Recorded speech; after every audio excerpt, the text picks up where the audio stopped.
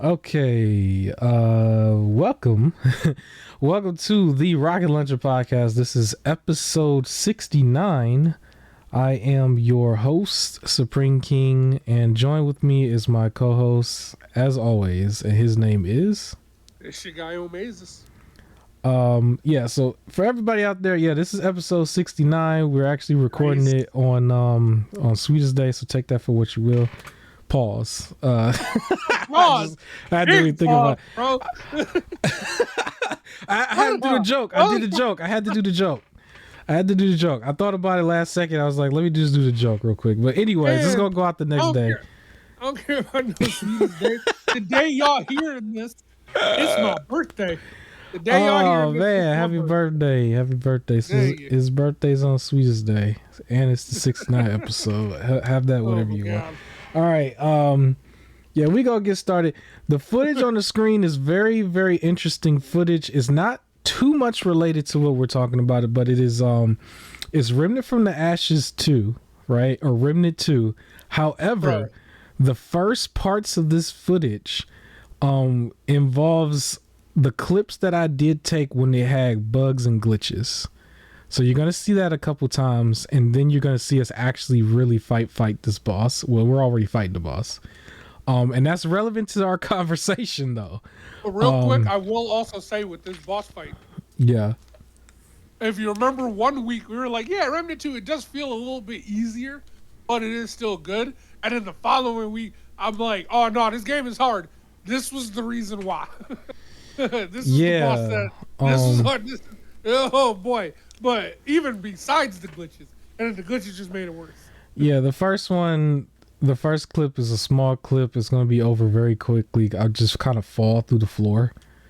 And then that was just like the end of it. And then the second clip, I think the boss himself like freezes at some point. You remember that? Like, yeah. And so it's relevant to our conversation.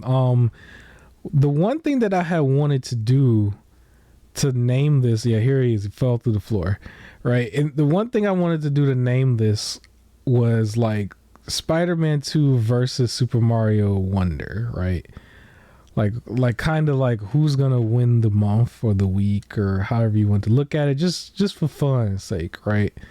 But unfortunately, a bigger issue appeared upon the launches of one of these games, and I'm pretty sure a lot of people are aware.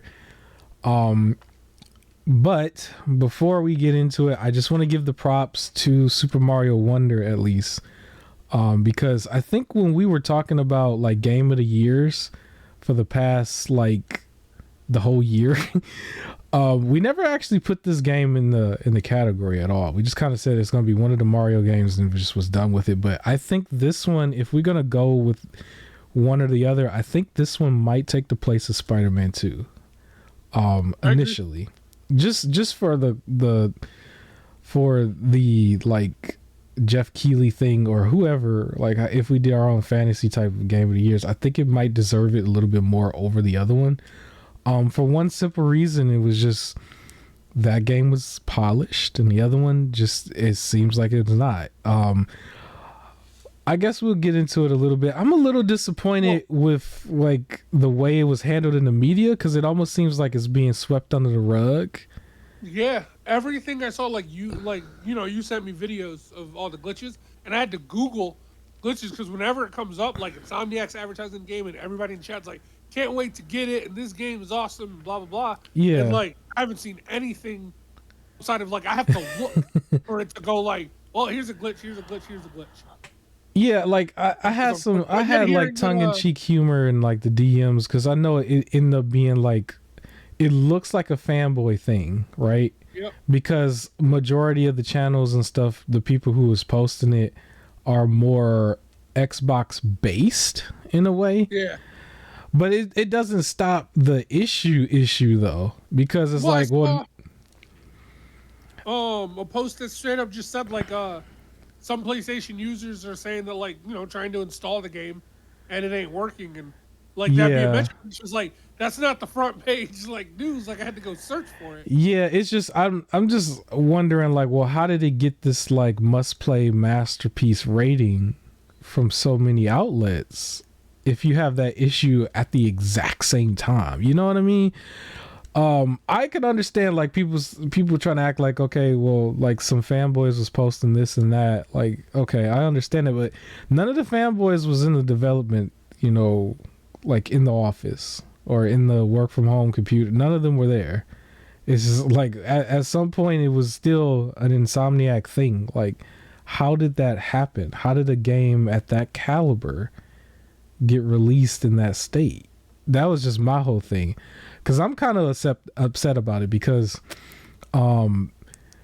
this is supposed to be the cream of the crop, right? It's supposed to be the highest in the food chain, the top of the pyramid. However you look at it, like you expect this from like the indie scene, or you might expect this from, you know, a AA studio.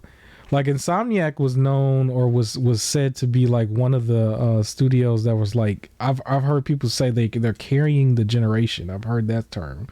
Or they're carrying PlayStation, right? Well, also, the thing that bothers me, and I was talking about with my brother the other day, Spider-Man 1, yeah. Like, I didn't have any, like, issue playing through the whole thing, like, at all. And I played it release weekend.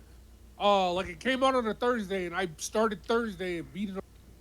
Like, and, like, it worked the whole time. I didn't run through any, like, glitches. I didn't have any glitches at all. I played Miles Morales. Mm-hmm. No glitches. So it's just like, how is your third one the one that's messing up? That's what I was saying. I was like, how did that happen if you had the foundation technically twice? Even if you wanted to count Miles as like a part of the first game, like technically you had the foundation. I did have glitches in the first game, but it was minor. Like the one, like we've seen a lot of glitches now where people somehow like phase in and out of the building. I phased in one in 2018's game once and then I had to restart. I guess that's game breaking glitch. But it only happened one time. I'll admit it happened one time and it was like early on in the beginning and that was it. Miles Morales was cool. I can't remember anything bad about that. Now, so, I'm sorry. I was going to say for the channel, I will say for next week, I will be able to report what I went through because I got the game. So you want to play it right away? You don't want to wait for like some big patch or nothing like that? Well, I'm going to play it right away, and then if I'm starting to get glitches and all this other stuff, I'll turn it off and wait for a big patch. Okay. So you'll be able to hear about that next week. Like, I'm not going to struggle through it just to be able to play it and everything like that. But if it's working for me, if I luck out, like I'm one of the people, like these reviewers where it just seems to just work, then I'll go ahead and go through it. So that was the one thing that I didn't like was it seemed like, well, this only happened to the people who are not critics, but somehow none of them really like mention bugs at all. Like a lot of people was giving them masterpiece scores and it's just like, well, how? Like, and it's crazy because like the people that I watch for like reviews and stuff like that, outside of their own personal, well, this is my favorite superhero or this is my favorite genre of game, like your normal bias, they're not company loyalists, right? Like none of like the people I watch aren't, because the moment they start becoming that way, I stop watching. So like that's what made it weird too. That it's like out of which I didn't watch too many because I didn't want spoilers. Right. So I just heard like 2 of them, but both of them were just like, you know, it pretty much was like it's good, like that's it, like it's good, it's a fun game. So yeah, I don't know.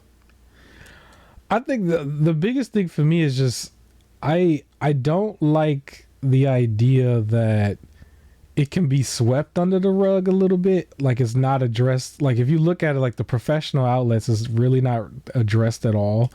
Like we're just now starting to see the people say like, oh, there are some people who can't get the install disk past 30-something%, right? We're starting to see that now, but it's just like, it reminds me of Cyberpunk in a way, where I don't think that this was as bad as Cyberpunk, but the part that it reminds me of is when they said like, this is running, when Cyberpunk was on PS4 and the Xbox One, I think they were saying this is running really good on that version, right? Like, and then it just was not running that good at all.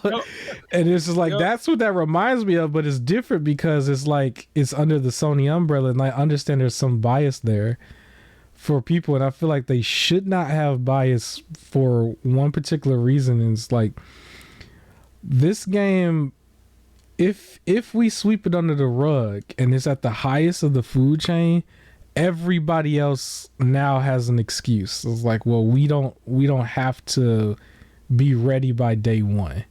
We can let it go. And it's even worse. Like when I was saying like before, this can't be in the Game of the Year contender anymore. It's worse if it is. Because let's say it is, and let's say it wins, right?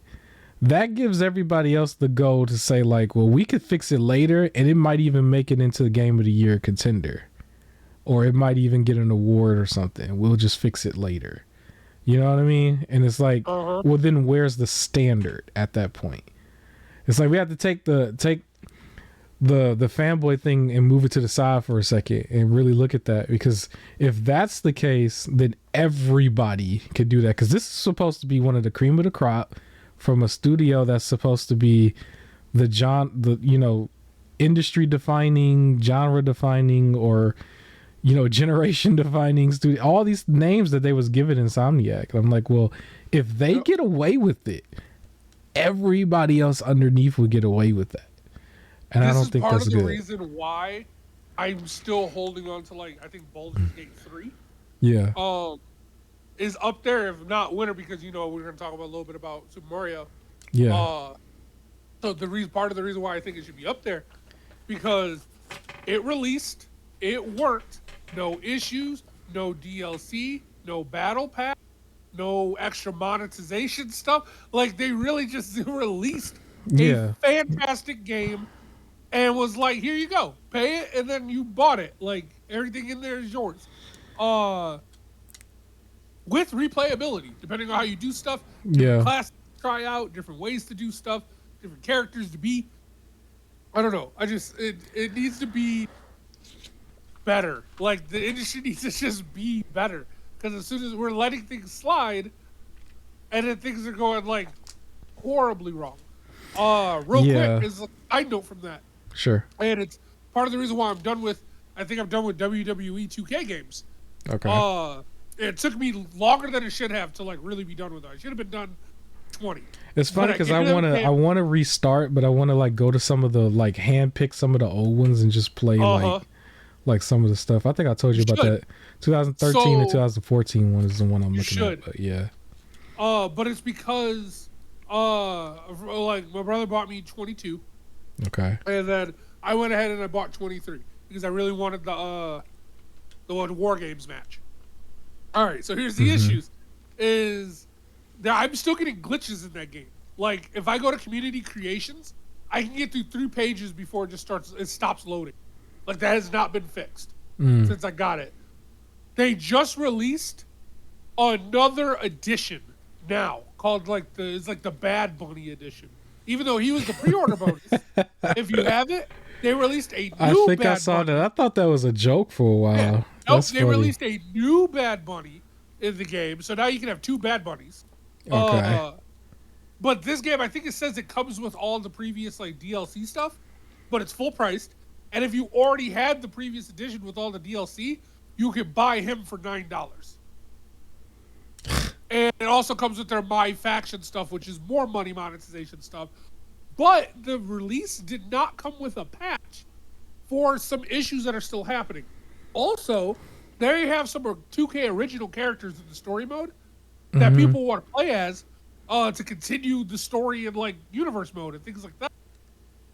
Not only are they locked to their career mode, the My Rise mode, there's this one guy, what's the status, who, like, pretty much digs through files and he can, like, upload, like, really great looking models and characters for things that are locked behind stuff. They're blocked. The My Rise characters, if you try to upload them, they're deleted. Like, they're blocked from being able to be accessed. And it's like, you put it in the game. This is your original character. Why are you not letting us use your original character outside of the My Rise mode when the My Rise mode isn't, like, unlimited? Like, it's a set story and then it stops. Well, if I wanted to continue that story, like, I can't. Like, you lock him, and if you give us access to him, it's going to be purely for My Faction because you want us to pay more money.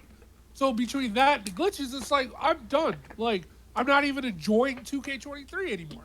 Like it still glitches out with other, and I just mentioned the community creation.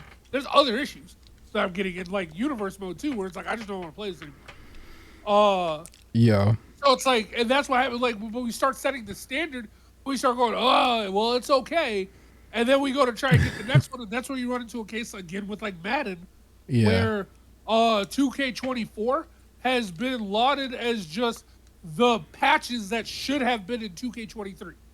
That's what Madden 24 is, or not 2K. Well, that's what Madden 24 is. It was Madden 23 was broken, and instead of fixing it, they just set Madden 24 instead.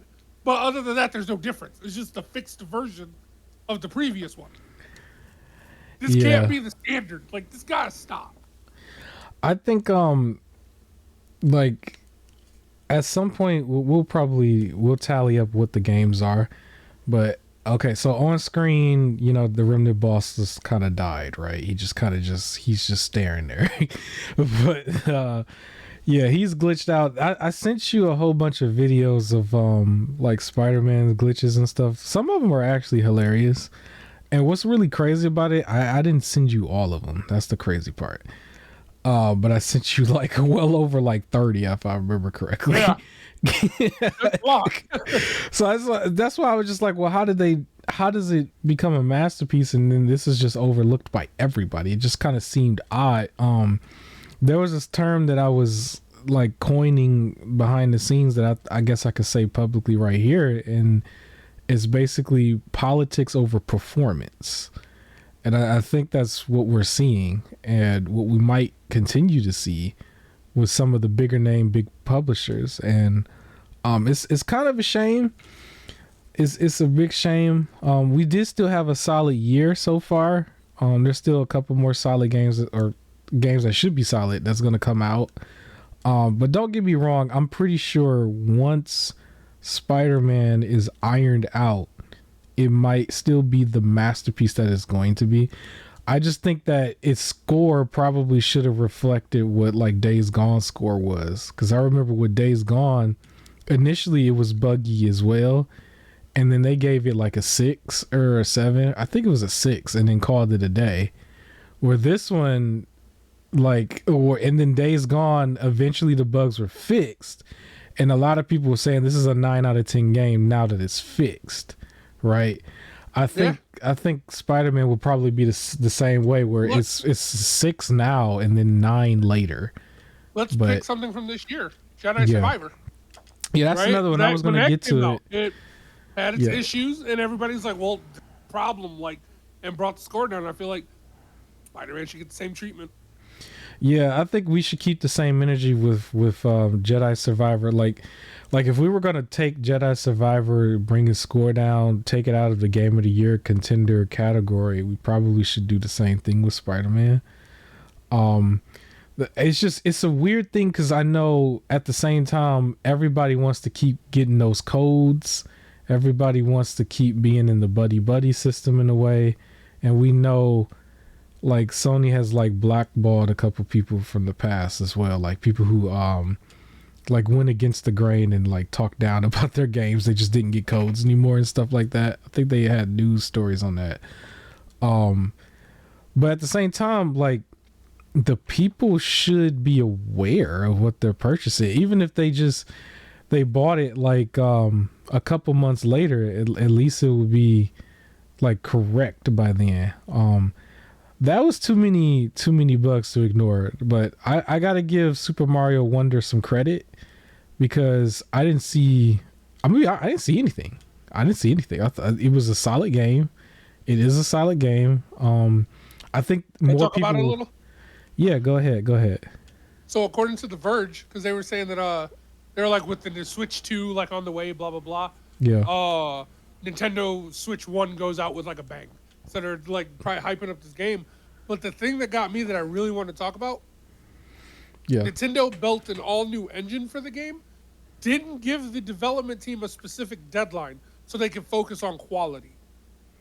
So they wanted to like offer more. They were able to test out some things, try new things, see if it worked, see if it didn't, and didn't have to worry about cranking it out for a deadline. They're just like, when it's done, it's done. Go ahead. What's really good about that, because we're gonna get to the Game of the Year contenders. One of the other one that's probably still in that category is Tears of the Kingdom. They knew Tears of the Kingdom was going to be their game for this year, and that one it took pressure off of that game, you know. And at the same time, they're already gearing up with all their other stuff, so the pressure's not really on some of these other games, because Tears of the Kingdom was the game that everybody was anticipating, and then it still delivered. And yeah, the funny thing about it is, like, politics wise, I know one game from each system is going to be listed on the Game of the Year contenders category for, like, the Jeff Keighley thing. They can only put up to 6 games, but I kind of feel like Tears of the Kingdom and Super Mario Wonder should be there. I kind of feel like it. I feel like the Super Mario Wonder takes Spider-Man's spot, unfortunately. But probably this time next year, Spider-Man and Jedi Survivor will be great games, and people could still, like, it's not like it's unplayable completely. Like, you'll still be able to play it at some point with no problem. But you might just run into a hiccup here and there. But it might not even take them that long, because I don't know if did you play God of War Ragnarok immediately, or no, you didn't. You didn't play it immediately. I played it, and then you played it like a month or two later, right? I remember specifically though that game had a patch. It had to been like twice a week, and they kept patching as much as they could leading up to the Game Awards, and then right after the Game Awards, they kind of just let it go for a while. And whatever was there was just there until they did a bigger patch like later on. But they wanted like something patched like every week. And I think it had something to do with the Game Awards. And Spider-Man now, 1 year later, they have like an extra month to work with, because God of War was released like really late in November. And like the Game Awards was like early December, right? It almost made no sense for it to even make it. But like now, you know, Spider-Man is released late October, so they have all of November basically to keep patching. And it might be patched by the Game Awards. I just feel like it shouldn't be in the category. It could be in the category of like best action game, maybe. I don't know, like one of those, like, I just don't feel like it should be the game. You know what I mean? It probably could still win for its music. The music didn't glitch out. But I was just really disappointed, because at the same time, you know, it's a game like that at that caliber, you know, it's supposed to set certain standards for everything underneath. And I don't know what the standard is anymore. It kind of just, it makes me say I really don't know. Now, I didn't have that much issues with Miles Morales. I think you said the same thing. I've gone on record a few times burying the crap out of Ratchet and Clank. I'm gonna be honest. We've already heard you bury it a few times. You did. I didn't have any of the issues that you had. But I gotta be honest. I'm a little skeptical about Wolverine. I think the game is probably going to still be hyped as all ever, and it'll probably, you know, get good scores and stuff, because this game got good scores. But I think it might be buggy. I think it might have issues, to be honest. I don't know. It's just disappointing. It's disappointing because at the same time, it's not a situation where it was just like, oh, you could pay us $50 for this and then you'll give us the other 20 later. It's like, no, they want the full thing right away, right? They want the full thing. They want you to get the collector's edition, and you don't even get the physical disc. If you want the physical disc, that's extra, right? What you've said before about the deluxe edition having, for Spider-Man specifically, you know, 10 more suits that you think should be in the game. And it's like it's like, imagine you get it, you get the game, you paid the extra for the 10 suits, and then now you're in the suit that you like, and you're like phasing in and out of the wall, dropping through the map. See? You know what I mean? Yeah. It's ridiculous. That's kind of like a bad thing. Right. I guess we could move on. I would like for them to do better. They definitely got a quality control for Wolverine and everything going forward. It's weird to say that for Insomniac. It's just like, it's so weird to say that. But at some point, we said it for CD Projekt Red, right? And it took them a while to earn trust back. I don't think it's gonna take as long for this, because like quite literally we're like sweeping it under the rug. But I mean, when we think about stuff like that, like EA didn't get a bad rep until like 2013. Yeah. Like, so it's just hopefully enough complaining could stop them from falling into this like mode.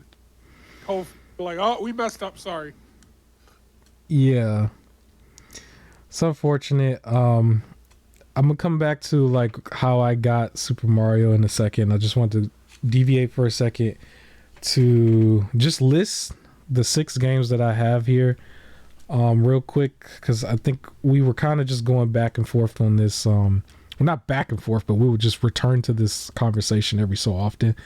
But I think the updated list for me for Game of the Year is, or the contenders, I should say. I'm putting Super Mario Wonder in there. Put some respect on their name. Because we didn't put them in there at all. Baldur's Gate 3, Hogwarts Legacy is here. I do think Zelda Tears of the Kingdom should also be here as well. That's 4. I'm gonna go ahead and say Starfield. And then the other one is kind of still iffy, but I feel like this was still a polished enough game, and it probably should be here. And that's Resident Evil 4 remake. I don't know. I feel like, I know we were saying before, like, it's a remake, it shouldn't be here. It's just like, I don't know. I feel like it was better than Dead Space. From I think the reception was better than Dead Space.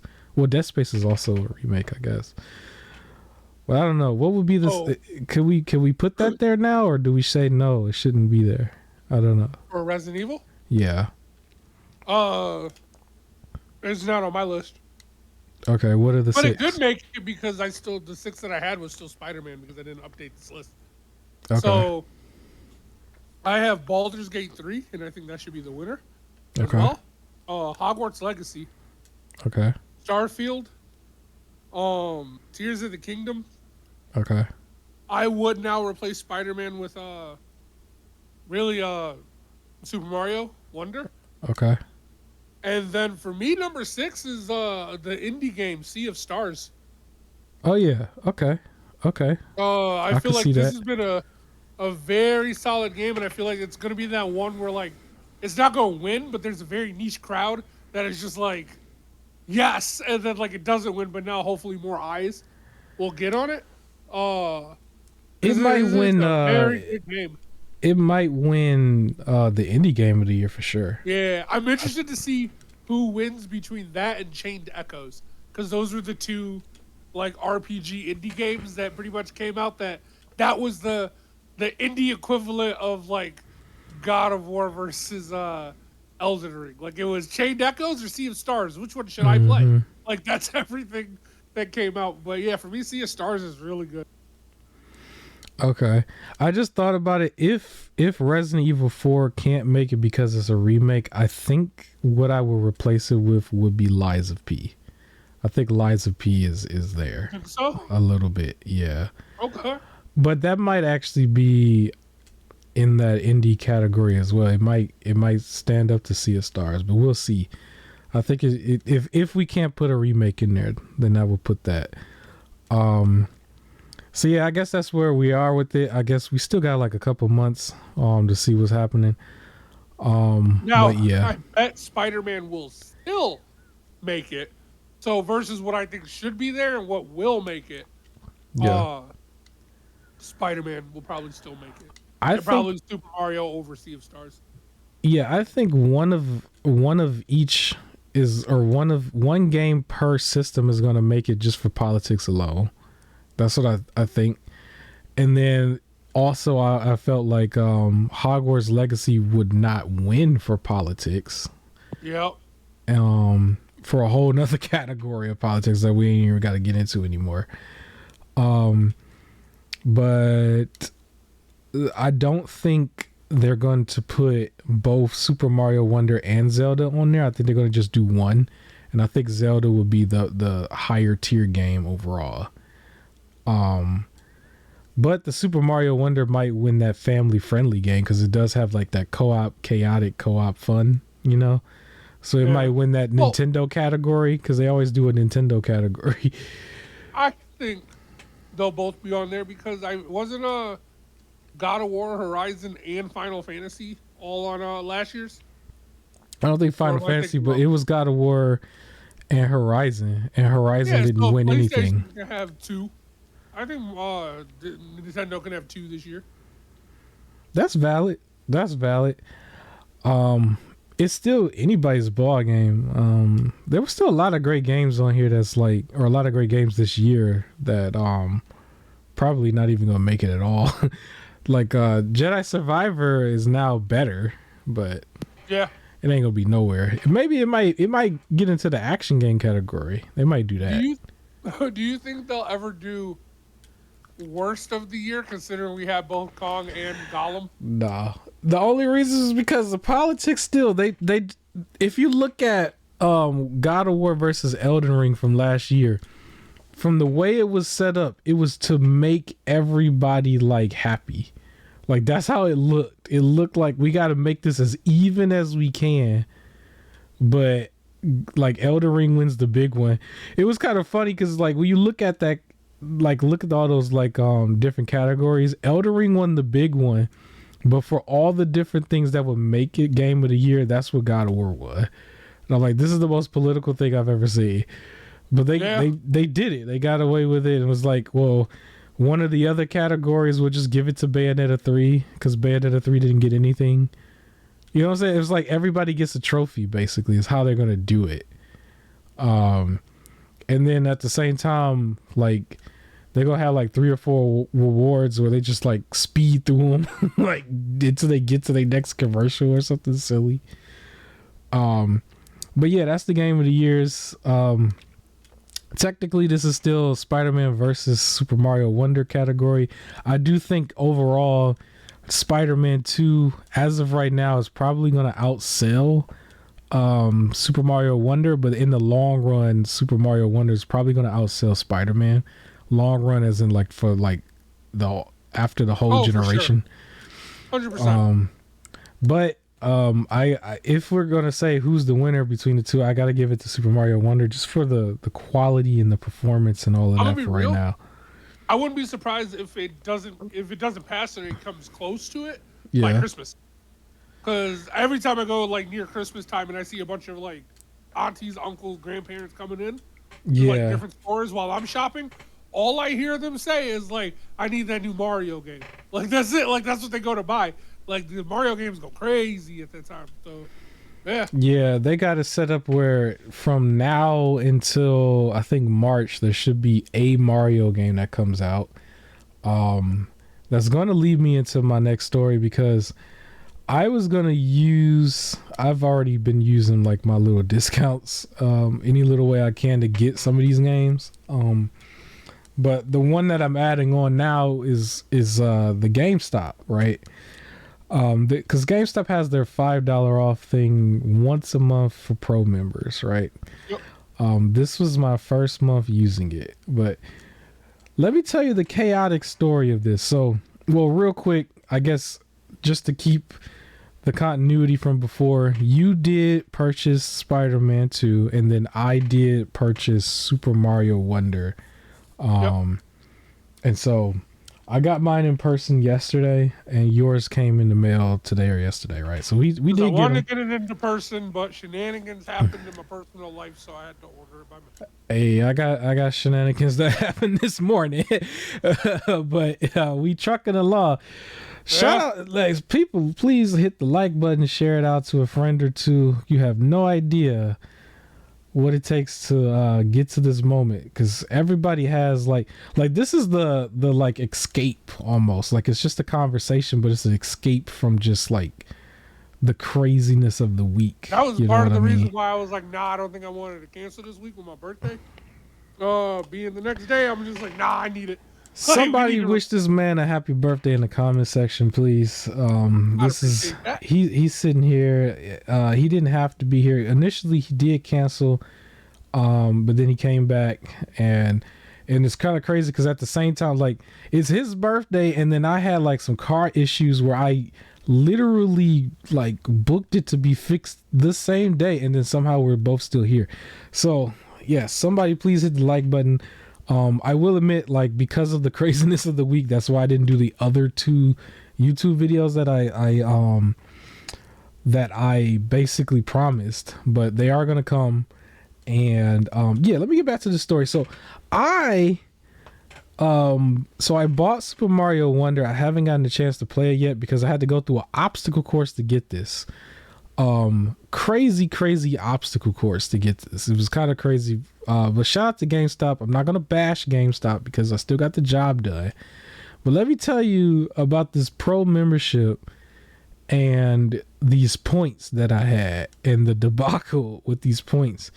Anybody out there, do not redeem any of your points online. Like, you might want to just go in person and do everything. It's so much more easier because this is what happened. I actually was going to pre-order Super Mario Wonder ahead of time instead of going in there in person at first, because I saw that they said if you pre-ordered it at GameStop, they, as goofy as this is, they'll give you some stickers, like a little sticker set that you could probably put on like your like notebook or something, right? I get it. I have done pre-orders for that same reason. I get it. And it was like, it wasn't really that much different. Like, it was just like, okay, I just would have pre-ordered it early instead of just going and like, you know, getting it after the fact. But I caught myself attempting to do this online, right? And I'm gonna be completely honest. Like, I had 12,000 points, which I think was equivalent to $12, right?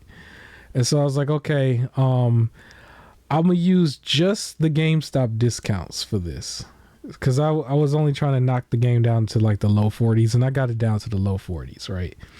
But basically, I attempted to pre-order this online. The way their online was set up, you couldn't have it set up to where you pick it up in the store for some reason. And I was just like, where is that option? I couldn't get the option, right?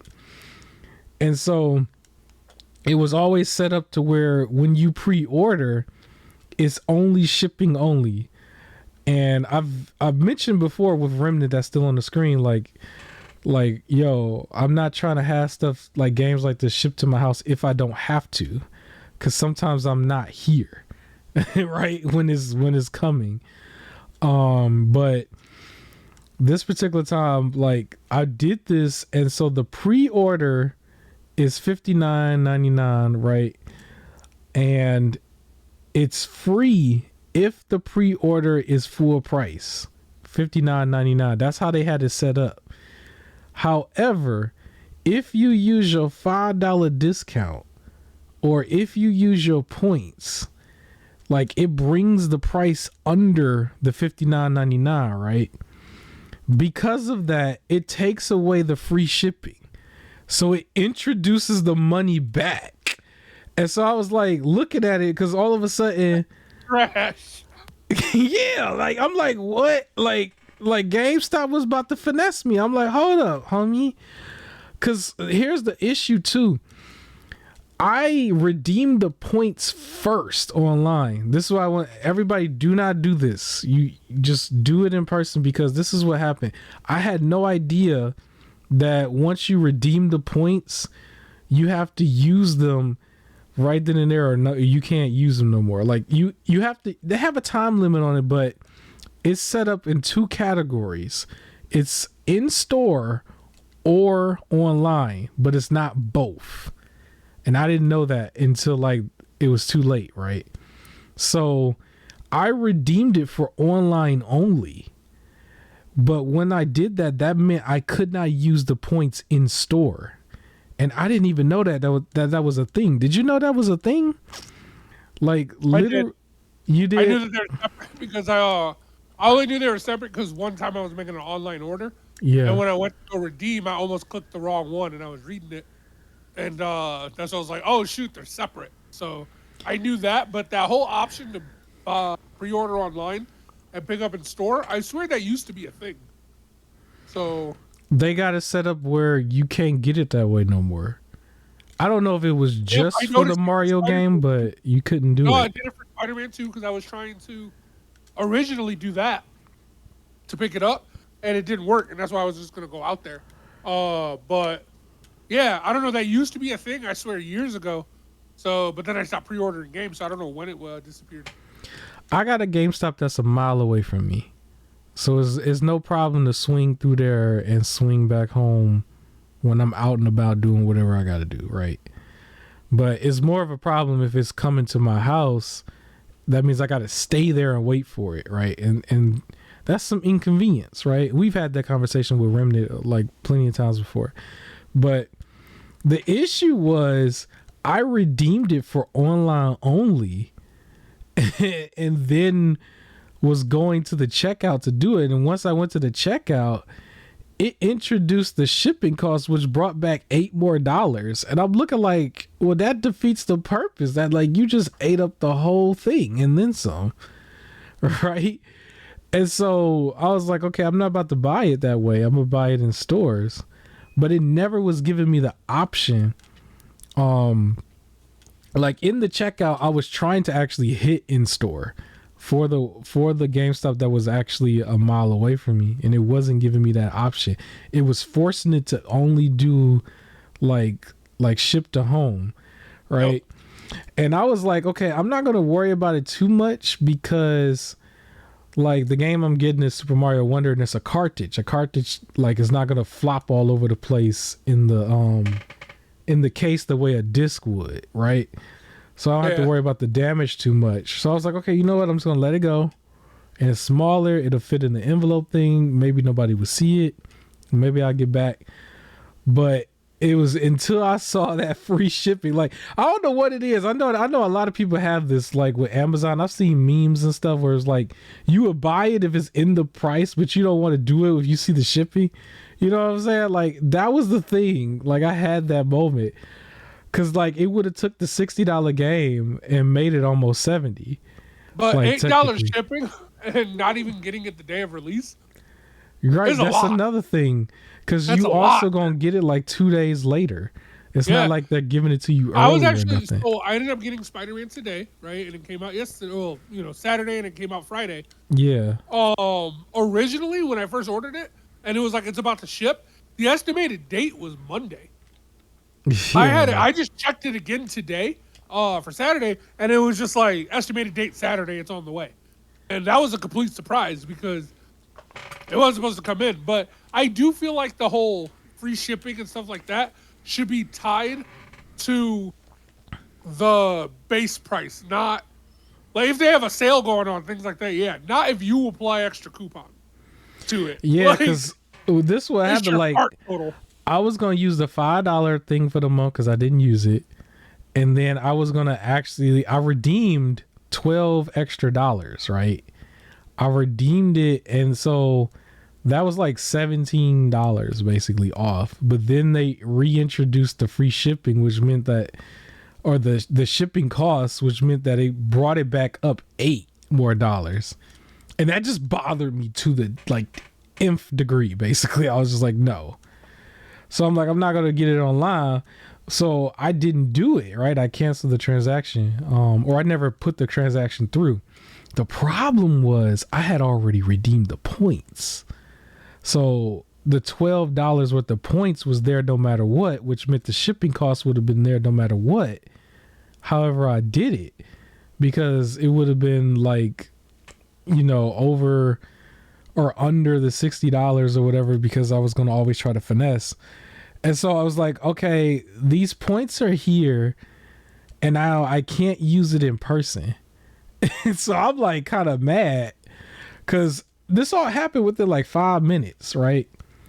And so I'm like, all right, I need to call these people to reverse it. And so I call The GameStop's customer service is work from home agents, by the way. I guess I'll throw that out there. So I call and I get somebody that I think was in Hawaii. They had a whole accent and everything. Like, it just reminded me of that, right? It was a girl. Okay. And I'm telling her what I did. I'm like I'm trying to like get this back because I told them, now maybe you can say I lied. I told them I picked the wrong one. I was like, I picked the wrong one. I was trying to press the other one. Can you reverse it? Can you put it as the other one? She was just like, no. Like, once you redeemed it, that's it. And I'm like, it's only been like 5 minutes. I was like, it ain't nothing but like little $12. Like, you can't put it on the other one. She's like, nope, we have no problem to do it. Guess what I said? I was like, you know what? I need to speak to a supervisor. I did it. Man, I went Karen. I went Karen. I had to. I was upset. I went Karen. Let me talk to your man. Let me talk to your supervisor. Guess what this girl did? She put me on hold for about 2 or 3 minutes and then just hung up. At that point, I was heated. At that point, I got heated. I ain't even gonna hold you up. I got heated. I was like, there's no way she just hung up on me. And then I was like, should I report this girl? Because I had to think about like karma in a way, which a whole other thing. I'll probably tell you off air. So I was like, you know what? I was like, all right, I'm not going to really report her. What I'm going to do is I'm going to call back. But I'm going to just politely just tell the next representative like that just happened. Right? So I called back, went through the button prompts and everything, and I was just like, yo, last representative just hung up on me. I asked her, can I get my points back? And she just hung up on me. I don't think that's professional. I just want to get my points back. This is what happened. Whoop-de-woo. I was trying to do the in-store. It gave me the online. I was like, look at my membership. It's brand new. I don't know what I'm doing. You know what I'm saying? And he was like, that's right. Once you, like, I'm sorry that happened to you, but yeah, once you redeem it, you know, you can't do it. Blah, blah, blah. I told him politely, all right, I need to speak with your supervisor. She hung up on me when I said I need to speak with the supervisor. I need to speak with yours. He politely let me know I'm a work from home agent, but I'm going to see what I can do. And he put me on hold, and he actually was professional, did it correctly. He checked back with me every couple minutes. Supervisor did not want to talk to me at all. Supervisor just approved the points. He didn't talk. So the dude came back to me and just gave me the points back, basically. Right. Yo. And I was like, thank you, because I didn't know what I was doing. And I asked him, I was like, basically, don't touch this at all. Just do it in stores. And he was like, well, you can still do it online if you want to, blah, blah, blah. But I was like, and I asked him, like, can I still just do it in stores where they do it correctly? And he was like, yeah. I was like, okay. Because there was another thing, like, I don't know if anybody knows, is like, if you redeem 2 1,000 points, like you got a 1,000 point, another 1,000 point in the checkout, it can't do both of them. Yep. That was another thing. And I'm like, homie, like, what are we doing? Like, what y'all got going over here? Y'all gotta like fix that. But the interesting thing that I found out, because I'm gonna keep going with the story, but I want to jump out of it for a second. He didn't actually switch the points back. He just gave me 12,000 points. Like, I think the supervisor did. So I still actually have the redeemed online only ones that's still there. And I think it's not due until like January, I think. Yeah, so they probably really can't do it, I don't know. I mean, I got to figure it out because, you know, I got to avoid the charge coming back. Maybe it'll just be like $79 because I think, isn't that what it was? $79 worth of stuff and you get free shipping or something like that. Something like that. The problem with it though is like there was a time period where I attempted to buy 2 different games. It was actually this one, and I was gonna pre-order the Peach game. It was at the same time actually, and I had stopped it because it counted it as 2 separate pre-orders. instead of it being like a pre-order of both of them, like all in one purchase, so that they could do the shipping cost thing at the same time. I was just like, yo, GameStop, what are y'all doing? Y'all moving like broke dudes. Like, what are we doing? Basically. So, because the thing is, Amazon don't do that. Like, Amazon is not worried about the extra $2-3. It's like, whenever you do that on Amazon, you don't have a problem. But Amazon got billions and GameStop. I guess that's what it is. So, but yeah, the online only points is still there. I'm not gonna let them lapse. If it's there, I'm gonna try to use it somehow. So I'll figure that out and I'll let y'all know what I get. But it's there all the way to January, so it crosses Black Friday. So maybe I'll be able to get like something cool for Black Friday. At some sort of discount somehow. Probably Spiderman and like another game, maybe. Maybe I'll just get it. But yeah, it was an issue that was just like, it shouldn't have been an issue, but I now have my points back on the points bar, right? And so yesterday I had to go do some other stuff right before I was going to try to go get it. And then where I had to go, there was a GameStop over there. It wasn't the same GameStop that's near me. I go into that GameStop because I didn't want to go in the GameStop that was near me, because there's this dude that works in there that gave me the misinformation from before. Remember when I told you? So I didn't want to even go in there anyway, especially after having like the issues with the online. So I'm like, okay, this is a fresh new GameStop. I ain't got to do nothing but just go in there. Now, mind you, yesterday it was still raining too. It was raining and I didn't have my my coat or nothing, or just a jacket. So I was kind of annoyed because I was in the rain. I go into this GameStop, right? I told the dude, like, I want Super Mario Wonder. And he pulled up my number to pull up the profile. And I'm like standing there, and then he's going to like take it out of the drawer, right? As he's doing that, he asked me, was it a pre-order? And I was like, no. Did it have to be a pre-order? Like, it wasn't a pre-order. And he's still taking it out. But then he had a moment where he paused. And then he told me he can't give it to me because he can only give it to the pre-orders, and he can't sell it to the regular public for another 48 hours. And I just looked at him like, what? Like, what? Why? That's not a thing. 48 hours. And I just like, you know what I did? I just walked right out. I was like, I'm not about to go in. I'm about to go home. I'm not about to get it from you. I just went home. And that's what he said. And I was just like annoyed. And I'm like, I'm pretty sure that's not correct. No, but they're not on the same page. There's stuff that's set aside for those who pre-ordered. So right. It's just like, you can't sell this. Right. Because it's like it belongs to a pre-order person. Because he wouldn't have been pulling it out of the drawer. He would have had to take your information first, saw that you pre-ordered it, and then go and grab it from the drawer. So then there would be a separate drawer for these are the ones we got as extra. Because I've been in that situation. Right? I did pre-order and I went to go pick up a game, and they were like, we're all out of the extras, but this one still got a few. It sent me to another GameStop. So yeah, he just basically was just like, I can't do it. I can't do it for 48 hours or something. I'm like, dude, like they're just not on the same page. Like I'm trying to give GameStop another chance, because I was one of the people who was like anti GameStop for a while for a lot of other stuff, like trying to buy my phone and all this stuff and all these egregious stuff. And I was just like, I'm trying to give you another chance. You know what I'm saying? Because I can see the value in the $5 thing, especially now that Walmart's not doing the $10 thing no more. So I'm like, okay.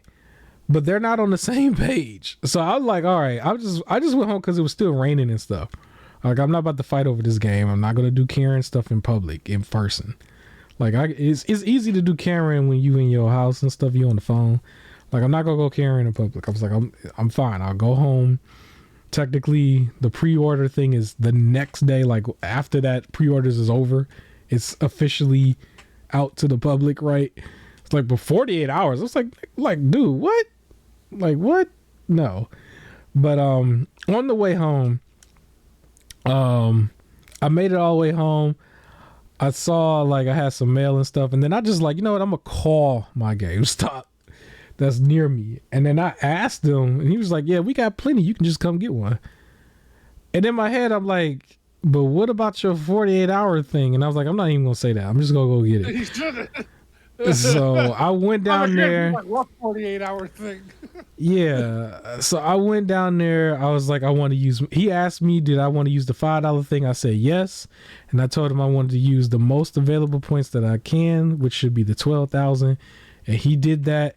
He at first had an issue because he was like, I don't know, it's not allowing me to do the 1,000 points twice, which was the same issue that I had online. So he was like, it'd probably be just the 11,000 points. And I was like, you know what? I'm not going to worry about it. It's only $1. But then he was able to actually do it. So he cleared the full 12. And then I was able to also use the $5 coupon. And so that's how I got it, and got it for like low $40, right? Like $43 or $44 or something like that, right? And so I finally got it and I brought it home, but it was kind of late, and I was also preparing some of the footage for this podcast, so I didn't get a chance to actually play it. Plus my Switch is actually like dead battery right now anyway. But I secured the actual game itself. I secured the game. Crazy story, and I technically still got them points. The points are still there. I'll figure out how to use it. But that's crazy. It was just crazy. It was just an obstacle course for no reason just to get this game. But I got it. It might be a Game of the Year contender. I got it, man. Nintendo kept track of your name and all the trash you've been talking. I was like, get it there. I'm like, hey, man, I'm trying to be an ambassador, man. What's going on, man? I'm on y'all side. Yeah, but anyways, let me do the unofficial sponsor thing real quick, and then we can move forward. We're actually almost done. I'm glad, because I actually want to get to Remnant and then also get some food. But the unofficial sponsor is Epic Games.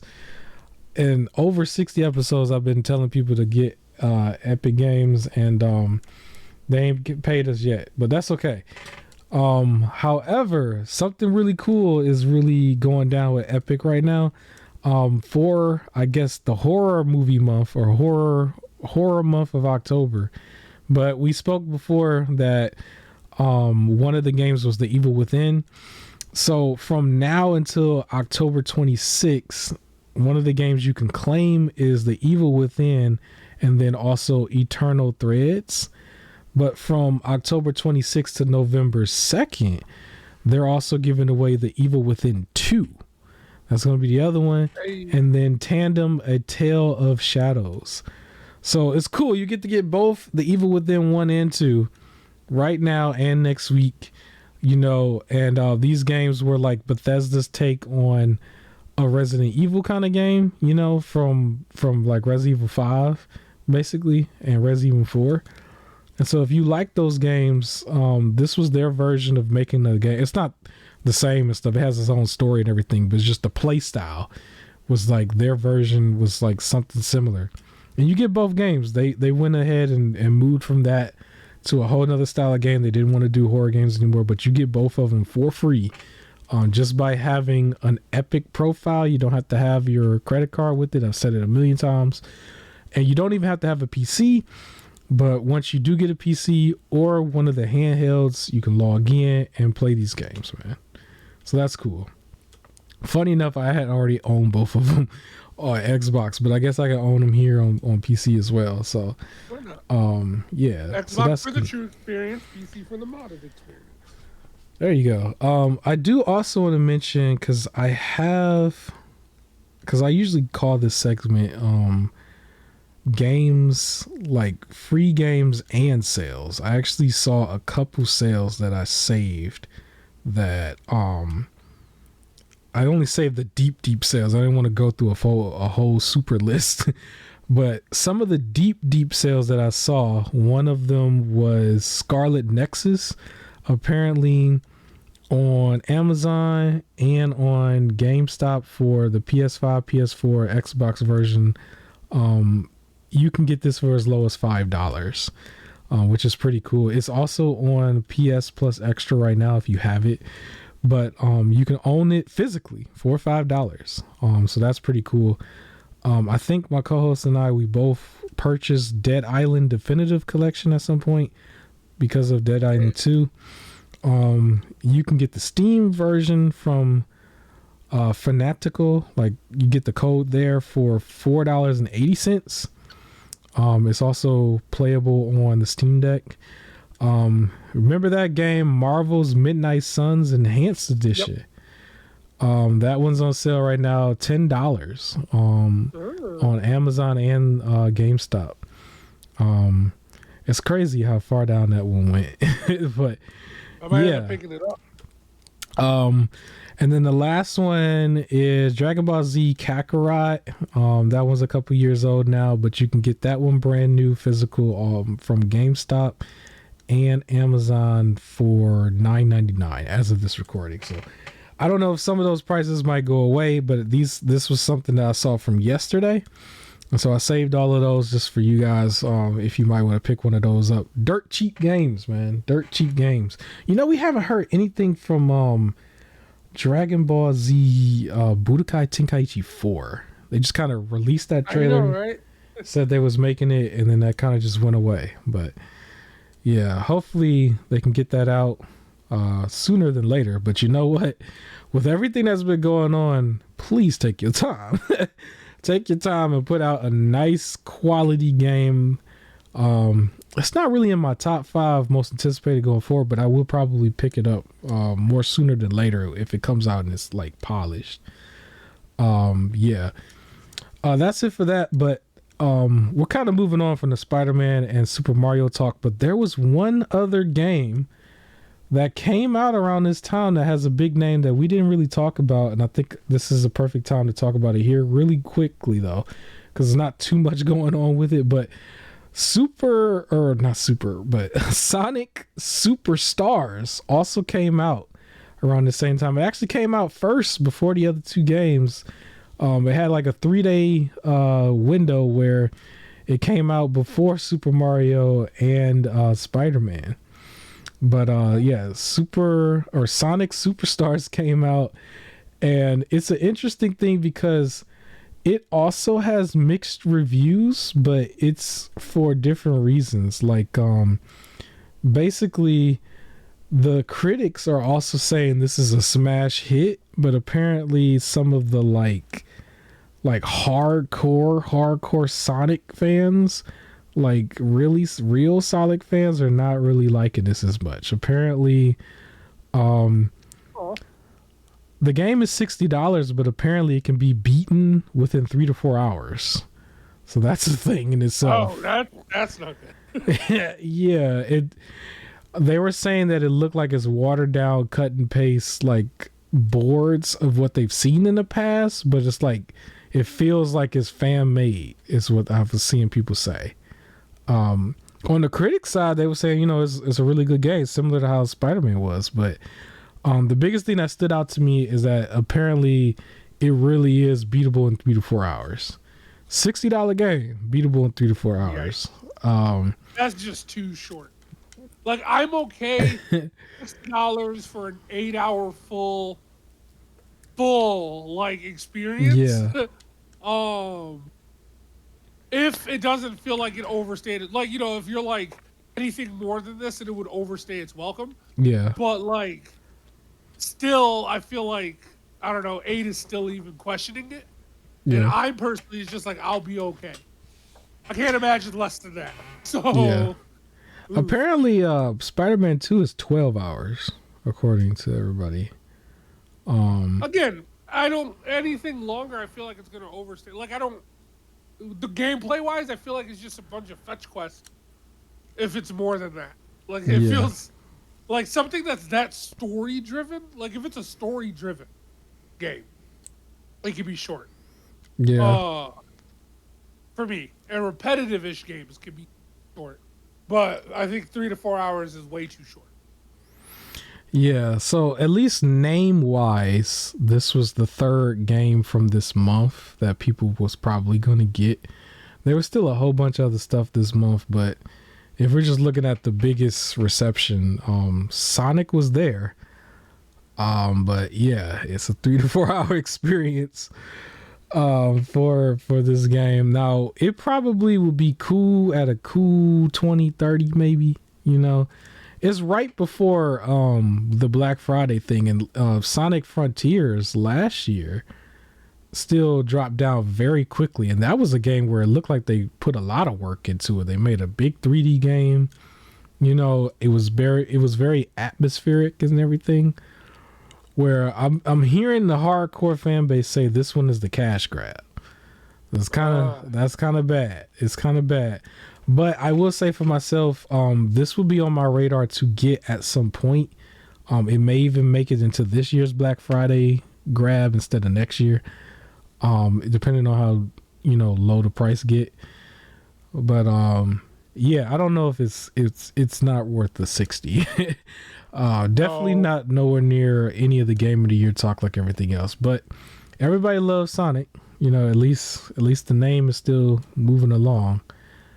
But yeah, I just thought I'd mention that real quick.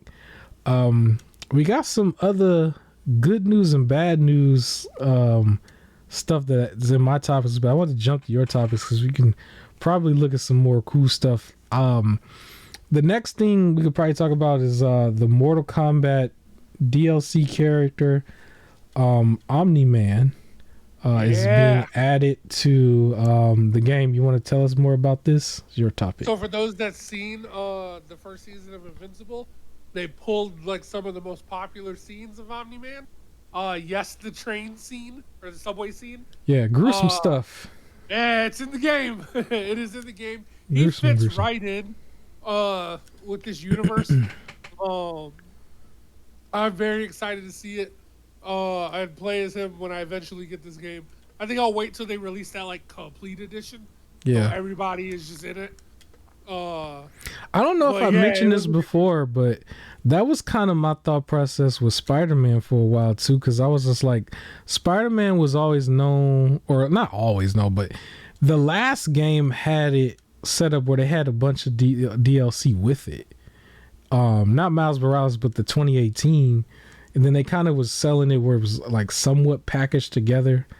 That and Miles Morales. And I was just like, I feel like they're going to come out with some DLC for Spider-Man, because they also did the complete version of Horizon Forbidden West.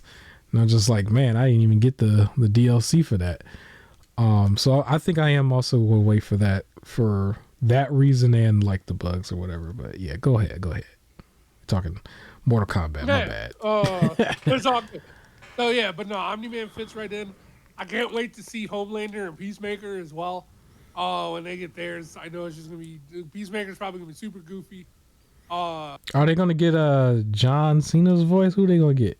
Maybe. Do we know? Well, they got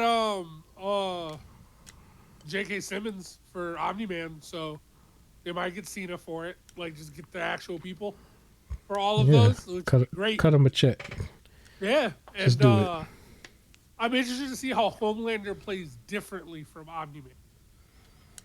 Because they have relatively the same powers, but Homelander relies more on his heat vision than anything, where Omni-Man is more his fists, so I think that's what it'll play different, but I don't want Homelander's entire moveset to just be heat. So I'm interested to see what they do. Awesome. Yeah, the trailer was pretty cool, pretty gruesome. I definitely look forward to this. I'm also in the camp for this particular game of like wanting the full complete edition for it. I did that with Mortal Kombat 11. Waited for them to put everybody in there, Rambo and a couple other people. I know I really still believe they were going to put the dude in there from the movie, but because the movie did not get a good reception, they just didn't. It was just like, that's it for Mortal Kombat 11. Yeah. But I wanted him to be in there. I would have used him. Like, he would have been bad, but I would have used him. Because I would have tried to get good enough to go online and play as him, because I know nobody else would want to. But basically, I think if they played it off like they did in the movie, he's like a glass cannon. Like, the more he gets hit, the harder he can hit back. Is what they would have probably done. And then, like, if he has low health, like, he can really take out an opponent, but you got to be careful because, like, a hit or two and you're going to go down as well. Yeah. But they didn't do it. They're cowards. Oh, I don't know about that. It would have been. I guess it was maybe they were scared to put him in there. Maybe they were scared. They probably felt like they would have got a lot of I'm a backlash. coward. Yeah, they were scared, man. They was being a little scary. That's okay. But hey, speaking of scary, I got another one of your topics here. Apparently, some kids was afraid of the Winnie the Pooh movie. Yeah, so some fourth graders were in class, and some teacher was like, I'm playing a movie, and showed Winnie the Pooh, Blood and Honey, the horror movie parody Oh my of Winnie the god. Pooh. Played it for the kids, got gruesome real quick, they cut it off, kids are crying, and now parents are upset, and they're like, my child is distraught, and then they're bringing in mental health research that says Oh my children god. watching horror movies can have disastrous effects their whole life. Where I'm like, I watch horror movies my whole life, I'm fine. But Bro, today's day and maybe I'm age is not. so fragile to the back in the day. That's so crazy. Yeah. I can So it just say says, real quick. Oh, go ahead. Finish your thought. while it may be a thrill for an adult to see horror film, for kids, it can produce severe anxiety and panic. It can increase stress and even lead to depression, says mental health counselor Catherine Del Toro, because their brains are not fully developed. But I'm just like, I saw it as a kid. I'm fine. I haven't seen this film yet. I was gonna see it. This is gonna be on my list of films to see, because I know we talked about this film a lot. Getting a sequel. It's also getting a sequel. But I just wanted to mention real quick. I don't even remember her name, but we had a substitute teacher, me, when I was in 5th grade. And for whatever reason, she just was like while she was substituting, she basically was just like, okay, let's just bring out the VCR, bring out the big TV. I'm from that age group, and that was actually how I saw the first 2 Scream movies, and then also Halloween H2O, when they had, I think, LL Cool J in it. Right? That's funny. Like, or was it LL Cool J? Yeah, it was LL Cool J. And it was like, I was in 5th grade, but this is like a long time ago. It's like completely different like time frame from now and how everybody views everything now. But it was 5th grade. Yes, 5th grade ain't the same as 4th grade, but I wasn't distraught. My brain probably wasn't fully developed, but it wasn't like scarred for life or nothing like that. I didn't have nightmares from these films. Maybe you could say is I'm a big fan of horror movies now, and maybe that was probably why. Because I think around that time was when I was first starting to see these films, but we watched them back to back for like a couple days. Like, I forgot what it was going on, but we just had the substitute teacher back then, and that's what she did. And nobody cared. Nobody told a parent. Nobody. I don't even think administrative knew or cared. But I'll put it out now, I guess. But who One knows? day in high school, in ROTC, we were just having like, I guess, movie day. And for whatever reason, the 2 movies they got, because they went and got like, I guess, burned or downloaded movies. It was Speed Racer, but in German. And then it was what was that movie called? It was this horror movie where at some point some guy unalives himself, Kurt Cobain style, and like the movie was just extra graphic and just showed it. Yeah. And, like, I'm just sitting there and I'm like, what are we watching like right now? And this is just what was playing on the TV, and that one was in English, but it had German subtitles. So, you know what's funny? I just remembered. We also watched the Rugrats movie as well. It was just kind of thrown in there. But like, obviously those are 2 extremes, but nobody thought about anything. We just kind of just watched the films and that was it. So I don't know. Maybe people were just really overreacting, but at the same time, the culture is so different now. It don't make no sense, I guess. I saw the first Saw movie as a kid. Yeah. I didn't like it. Now I do. I love the series, but I didn't like it as a kid. But I guess you could argue to an extent, like, it's a different thing when you are watching and your teacher showed it to you, though. Maybe you could argue that now. And you're just watching TV and it's just like, haha, murder. Like, Yeah. that could be shocking, but to say that like she's dead under fire for a mistake, like, it was Winnie the Pooh. Like, how many people would have expected Winnie the Pooh to be a horror film. So That's silly. That's silly. But all right, let's get back to gaming for a second. We could jump to one of our gaming topics that might be cool because while everybody is looking at either Spider-Man or Super Mario Wonder, or maybe even people looking at the Sonic game or a bunch of the other games that came out, we can't overlook the Playdate, man. We cannot overlook the Playdate. The Playdate also came out with a bunch of different games. They had a whole list of games. And remember, these are exclusive games. People, we talk about the exclusives. Well, none of your systems out there got more exclusives than the Playdate. This is fact. This is fact, man. They came out with a bunch of games, man. They just threw a chunk of them out there on their store, man. How you feel about that, man? What you mean you don't care, man? It's exclusives, man. We talking exclusives. Are any of them in color yet, or do they all still look like they're from 1983? All right, you cancel. Get this man up off my podcast. You cancel. These are exclusives, man. Hey, they bringing the games to their audience. That's all I'm saying. They bringing the games to their audience, man. All right. Nobody care. Okay, y'all don't care, audience. Y'all don't, nobody has a nobody has the Playdate yet. Come on, man. This thing sells itself. It has a crank and it has a bunch of exclusive games. What more can you ask for? Do you have it? Listen, bought two systems that do the same thing. Okay. That costs you more. Okay. Yeah, well, it's okay. It's okay. I just did I only reason I didn't get it yet is because for a small amount of time, I lost the Steam Deck, and even though the Steam Deck is big, I lost it. I was like, man, if I lost the Playdate, it would be worse because it's smaller. It would be harder to find. That's my story. I'm sticking with it. You bought the Steam Deck, and then instead of buying the Playdate, you bought the Rogue Ally, and then in turn lost the Steam Deck. You could have bought the Playdate. Listen, man. All I'm saying is they got exclusives, man. They pumped out a bunch of games. They competing. They are in these streets. One of their games might be in the Game of the Year category. That's all I'm saying, man.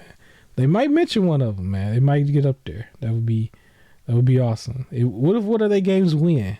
Then what? Then everybody gonna be Playdate fans. Everybody gonna get the Playdate. Not everybody. All right. We gotta go from good to bad.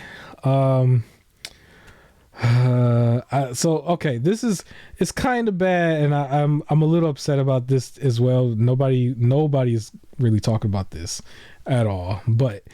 If we remember, there was a game called Second Extinction. This was the game where you were a first-person shooter and you basically was shooting a lot of these Jurassic Park looking raptors and T-Rexes that just kind of looked like the Indominus Rex from the Jurassic World in a way.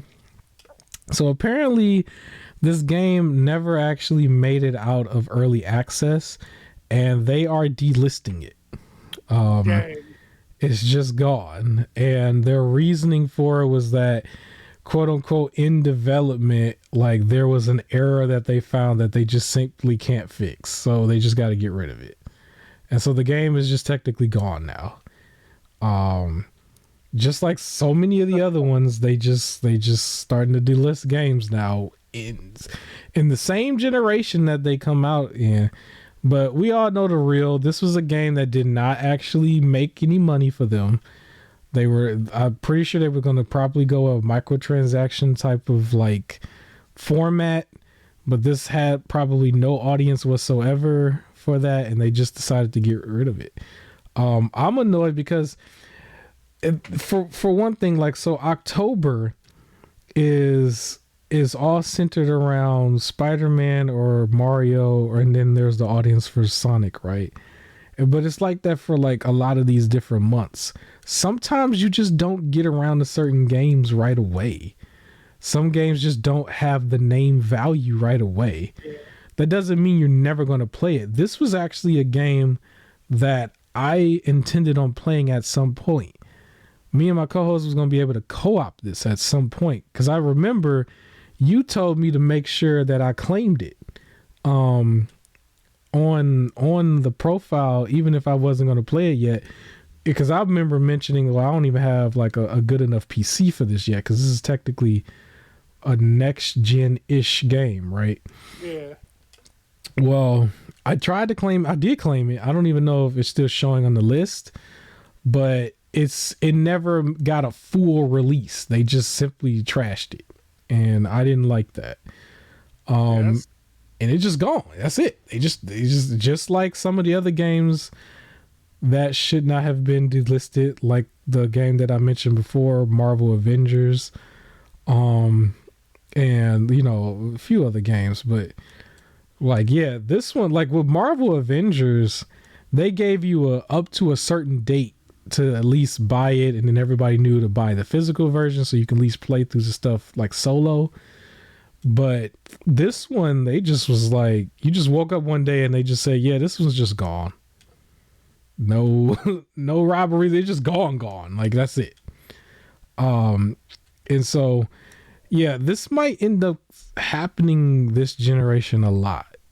We're going to see this for games, and it's like, it's not even their fault. Like the game on screen, God of War, like in any situation, I'm going to pick playing the new or latest God of War over Second Extinction, but that doesn't mean I'm never going to play Second Extinction.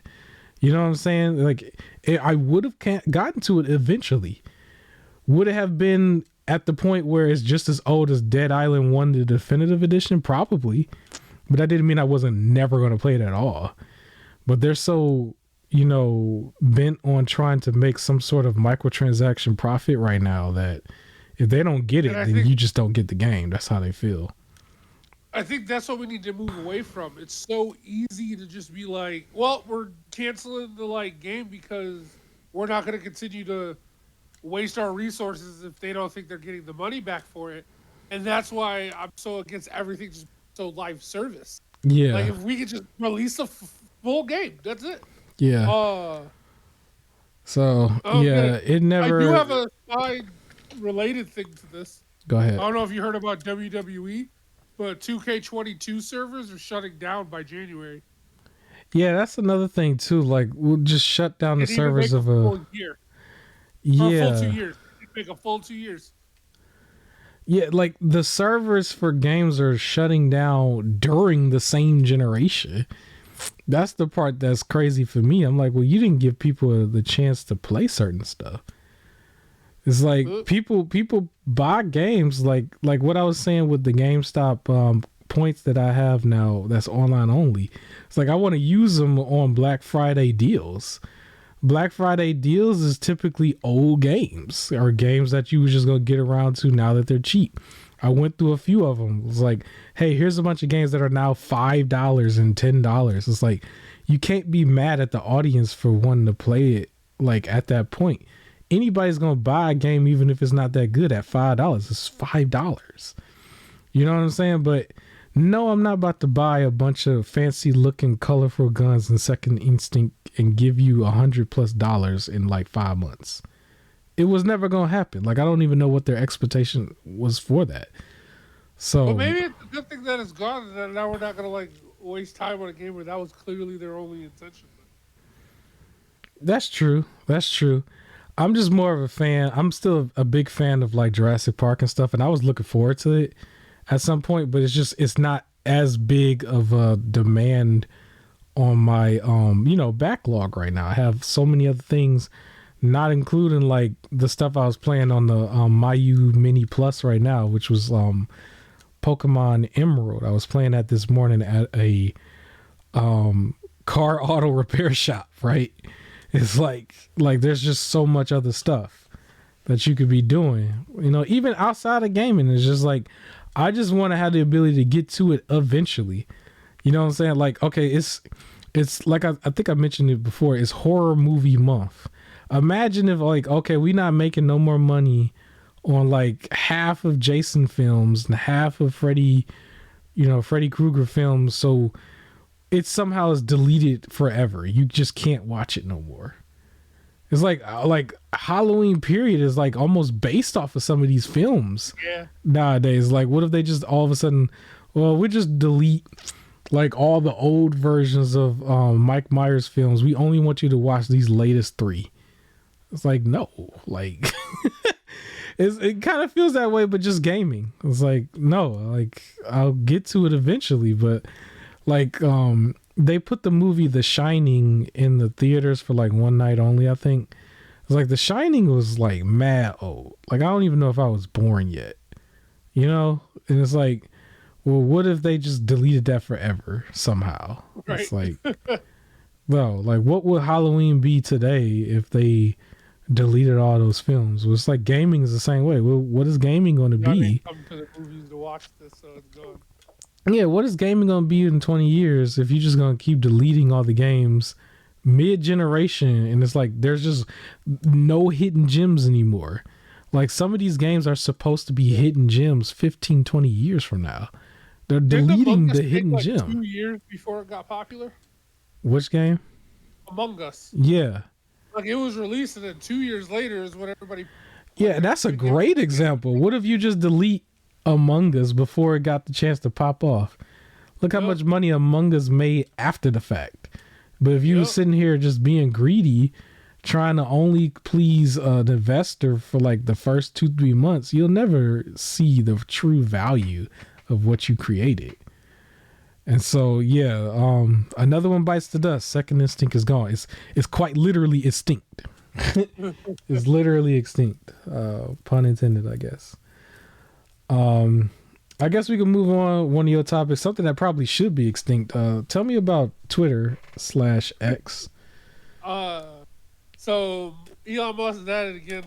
Apparently, the social media announced on Tuesday is going to be testing out a subscription model in which it'll charge new users $1 a year to use basic features. So the social media giant said it was launching its Not a Bot annual subscription in New Zealand and the Philippines. So it's basically you got to pay $1 a year to prove that you're not a bot. For anybody making a brand new profile, I guess. That's what it says, yeah. New users. Wow. Well, but I mean, if you apply to new users, then you can roll it back to old users. But yeah, if you want to keep using X after a while, it seems like they're going to be testing a thing where you got to pay $1 a year. So watch me not. So yeah, it's going to be on borrowed time. Like, yeah, I think he's still trying to get rid of it. I think he's mad he had to buy it. He wants it gone, so he's going to keep messing with it until ain't nobody on He's finding strategic ways to like kill it slowly, I guess. Yep. This is kind of dumb, but I think the $8 a month thing with like his blue check mark was kind of genius in a way, because the people who really care about their status, they are buying, and then there's like a whole bunch of random new people who's paying for it that I ain't even never seen them with a blue check. You look at profiles and be like, who is this? Like, what? It does help for the, I guess, celebrity people when everyone's trying to fake beat. Yeah. And everything to be like, nah, it's not verified. It is messed up that even the fake account can just like, just be like, yeah, I am the real them. Yeah.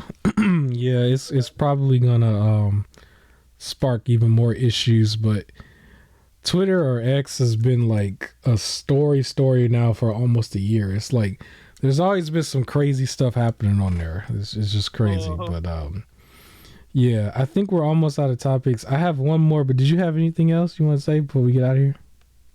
No, I was all set. All right, the next one is really just an announcement thing that I saw that I thought was pretty cool if somebody really cares. But we all remember the N64. The N64 is a big staple of a lot of people's childhoods, and a lot of dope games on there. And Nintendo is now drip feeding you a couple games now here and there from the N64 on their online system, where apparently the company Analogue, if anybody's familiar with the Analogue Pocket, that was the device that they made that was a much more like HD newish model of a Game Boy, where you could put all of your old Game Boy, like actual Game Boy cartridges in it. Game Boy Color, Game Boy Advance, and it will play those games, and then it would enhance the audio, enhance the visuals, that kind of thing. So they also announced that they're going to do an N64, and the N64 is going to be able to play all of your old N64 console games. So if your old system was dying out, and everywhere you go to like a mom and pop flea market, you keep getting all these old systems that's like super overpriced. Well, now you'll be able to get a nice new system. It will be fully 3D and everything. It will play the N64 games. It claims it's going to play them in 4K. And it's also partnering with the company 8-Bit Do that does a lot of cool Nintendo controllers. And they're going to be able to make a wireless Bluetooth controller that looks very similar to the Switch Pro controller, but it's going to be an N64 style controller for this system. So that's going to come out at some point in 2024. A new N64. So that's pretty cool for anybody who does still have the physical media. You'll have that to play. Anybody like me who probably has already like gone through the emulation route for some of these older things, like you probably wouldn't get it. I'm probably going to watch a bunch of YouTube videos on it at some point too, and still support, people getting it and everything. I think it's going to be really cool. The Analog Pocket is very, very nice. But I have everything through emulation with the Mayu Mini. I just thought I would mention it at the very end. We leave on a cool note that the people got your back. I think this is really cool because in the long run, for some of the spots in gaming where it's hard to emulate, eventually people will be able to emulate, and then you'll get systems to emulate some of the newer systems. Like the main one for me would be a backwards compatible PS3. Like right now, those things are like really hard to get. When you find one, it's kind of overly expensive, like over $200 usually. Some of them now look like they're almost $300 in a couple places. And it's like the original model of the PS3, right? So it's like super on borrowed time. But at some point, maybe Analog or somebody would come out with their take on the PS3's architecture, or maybe the Xbox 360. Like once our systems start to really get too old and you can no longer play anything, just like those cartridge based systems where you see where you could put like all the rival systems cartridges in those systems and they just play. It's like maybe we'll get to that point with the disc based systems. And like even though they're like discontinuing stuff, they're no longer printing PS3s and stuff, we'll get like some new systems that actually can have some horsepower, right? But right now they're just doing this one. Maybe they might do GameCubes, maybe they might do 3DSs and stuff. We'll see. Nintendo didn't really, I don't know if Nintendo can go after them for this type of thing. They didn't go after them for the Analog Pocket, but it was just a system that could play their original stuff. So I don't know if this is hardware has nothing to do with anything. Right. So we'll see going forward as we get older and older, like what else like the community can do and companies can come up with. But that's all I got for you here. Leave a like on the video, subscribe if you haven't already. More content coming out, and the podcast as always. Man, thank you for supporting the channel for everybody. Hot year in gaming overall. Some hiccups here and there, but hot year in gaming. Spider-Man would be better eventually. Jedi Survivor Order is already that way. It's funny, it's like I keep mentioning Jedi Survivor Order because it just reminds me of it. Yeah, I don't know, I've said it wrong, but it keeps reminding me of it. But I don't think it's going to take as long as what Cyberpunk did, but it will get to a polished state at some point. It's just we hope the industry stops doing this type of practice, because this is really, really bad where you're starting to hit the highest level with this. Because, I don't know how much higher you can get. So, that's all I got for you here. We will catch you next week. Peace.